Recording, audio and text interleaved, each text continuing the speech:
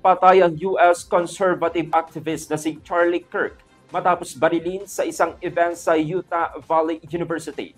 Tinamaan siya sa leeg at agad na naisugod sa ospital pero binawian din ang buhay makalipas ang ilang oras. Kinumpirma ito mismo ni US President Donald Trump. Kalyado ni Kirk ang kanyang pagpanaw. Si Kirk ay kilalang political activist at co-founder ng conservative group na Turning Point USA.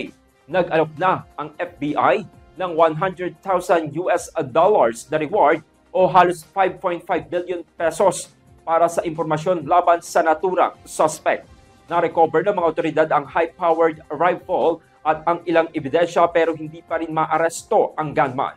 Lumabas pa rin ang mga larawan ng suspect habang tumatakas matapos ang pamamaril. Ayon naman kay Trump, igagawad sa yumaong si Kirk ang Presidential Medal of Freedom bilang pagkilala sa kanyang naging kontribusyon.